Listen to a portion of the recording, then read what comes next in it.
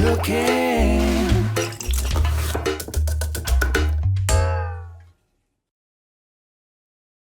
Salut à tous, on se retrouve aujourd'hui pour une nouvelle vidéo de cuisine.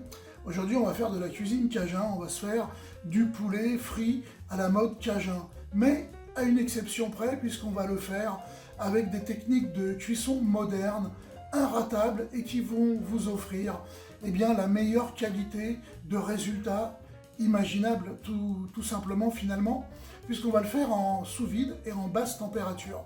Alors c'est un mode de cuisson que je pourrais vous expliquer en long, en large, en travers dans ma vidéo. J'avais commencé à le faire et j'en ai eu pour plus de 25 minutes de vidéo pour vous faire du poulet frit. Donc j'ai condensé au maximum et puis n'hésitez pas à me poser vos questions dans les commentaires, j'y répondrai volontiers, je vous aiderai et je vous aiguillerai si vous avez des choix à faire. Il vous suffira d'avoir un thermoplongeur, on en trouve à des prix tout à fait abordables, à une centaine d'euros, et puis un appareil à mise sous vide dans les grandes surfaces et chez les hard discounters, on en trouve autour des 20 balles, donc c'est vraiment pas une grosse dépense. Voilà, avant de partir en cuisine, je vous invite comme d'habitude à vous abonner à ma chaîne et à activer la petite cloche pour être tenu au courant quand je poste une vidéo. Je crois que tout est dit, alors bienvenue dans ma cuisine, c'est parti.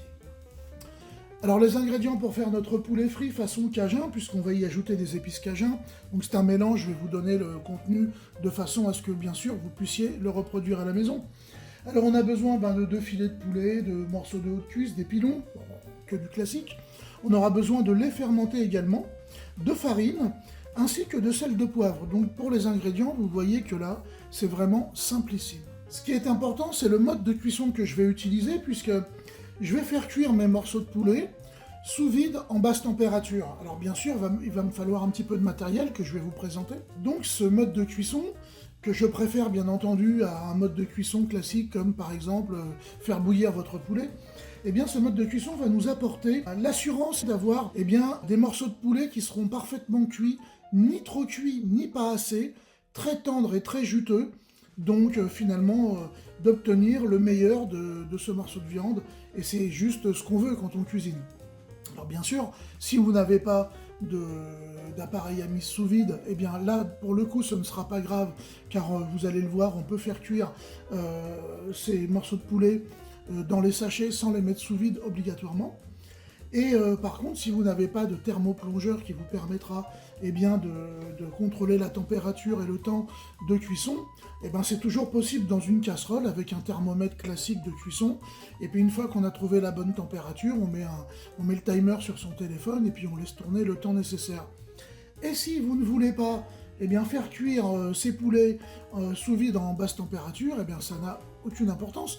Vous les ferez bouillir, vous les sécherez ensuite, et puis vous passerez à la phase du panage de la recette, et ça marchera également. Bon, pour moi, de mon point de vue, ce sera un peu moins bon, mais si vous n'avez pas de thermoplongeur et que vous ne comptez pas en acheter, ça fonctionnera de la même façon. Voilà, donc cette recette s'adresse vraiment à tout le monde. Alors, pour faire de la cuisine sous vide et à basse température, on a besoin principalement de 2 choses, à savoir un appareil qui va nous permettre de faire le vide dans les sachets, et puis un thermoplongeur. Alors moi, mon thermoplongeur, c'est celui-ci, vous voyez. Donc c'est celui que j'utilise et j'en suis vraiment très satisfait. Bon, allez, maintenant, je vais vous montrer un petit peu comment on va produire tout ça. Allez, je vais prendre maintenant un sac, je vais y déposer les 2 filets, parce qu'en fait, les filets vont cuire beaucoup moins longtemps que les pilons ainsi que les hautes cuisses. J'ai mis mes filets dans mon sac.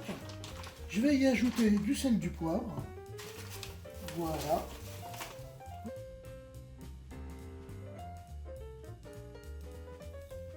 La lampe rouge s'allume, il va fermer le sachet. Voilà le résultat. Alors cet assaisonnement, il n'est pas là que pour le goût, en fait. C'est que le sel va aussi faire en sorte que les jus de la viande ressortent, remontent en surface, et ça va créer comme une sorte de petit bouillon, et qui va en même temps nourrir la viande. Alors si vous n'avez pas d'appareil à mise sous vide, c'est pas grave.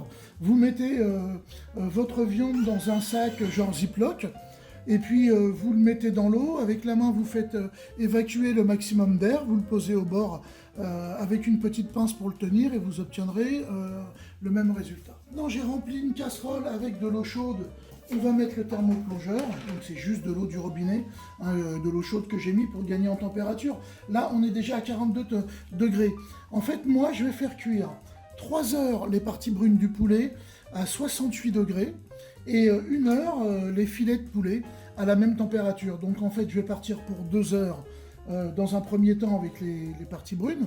Et puis au bout de 2 heures, quand ça va s'arrêter, je vais rajouter 1 heure et je vais rajouter les filets de poulet. Et au bout de cette cuisson, eh bien, on n'aura plus qu'à faire frire nos morceaux de poulet avec l'enrobage qui est prévu. Et on aura terminé. Voilà, on est à 68 degrés. Donc maintenant, je vais prendre mon petit sachet avec les viandes brunes, donc les pilons et les hauts de cuisse. Je le mets dedans. Je vais l'attacher au bord. Il n'y a rien d'obligatoire, mais je trouve que c'est plus pratique pour le ressortir.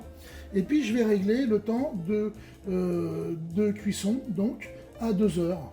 Allez, c'est parti. On arrive au terme des 2 heures de cuisson. Donc je rajoute les filets de poulet, voilà. Et puis je repars pour 1 heure. Voilà, on est arrivé au terme de la cuisson.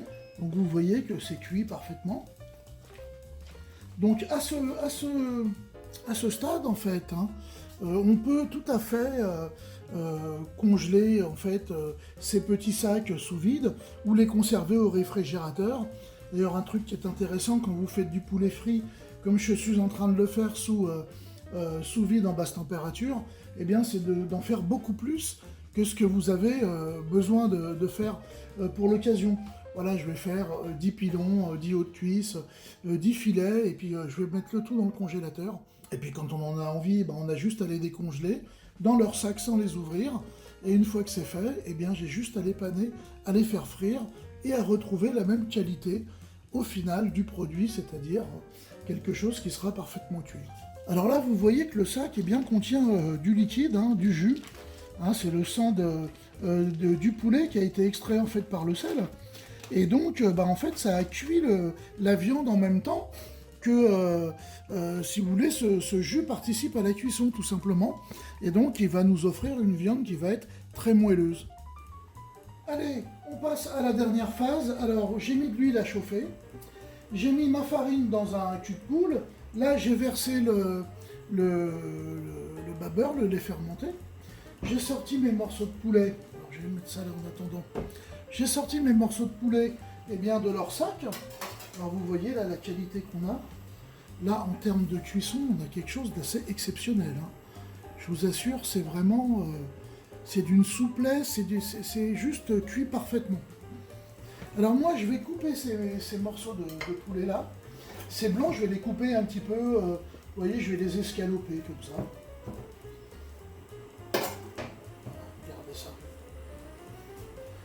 Voilà, je suis sûr qu'en regardant, juste en regardant, vous voyez, vous vous rendez compte que la viande est super moelleuse.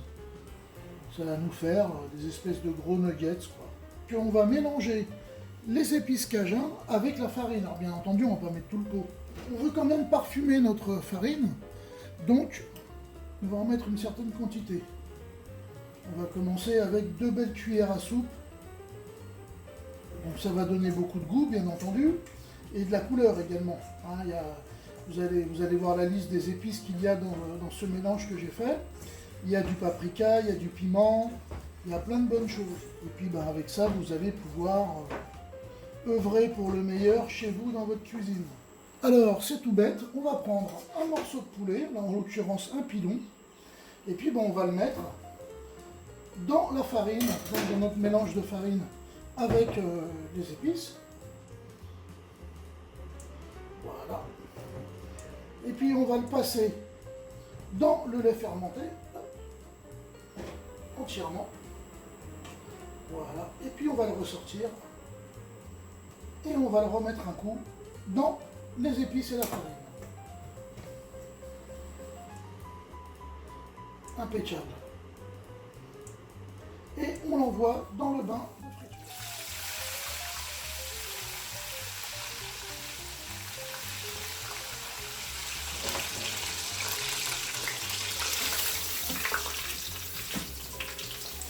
Voilà, et là on obtient un beau morceau de poulet, vous voyez. Je vais le mettre à s'égoutter et puis on va faire les autres. Voilà, notre poulet frit façon cajun est terminé. Vous voyez qu'ils sont bien croustillants, ils sont bien dorés. Donc, moi j'ai envie de vous dire, il n'y a plus qu'à, alors, à table. Allez, on y va. Hop, un petit bout, tiens, celui-là, il me plaît bien. Vous voyez, une petite nuggets, là. Allez. Hop.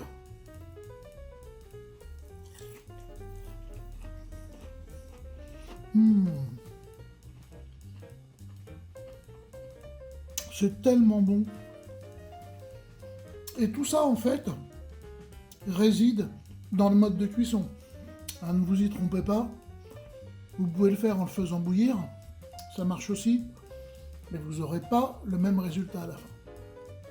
Bon, allez. Je vous dis à très bientôt pour de nouvelles aventures culinaires.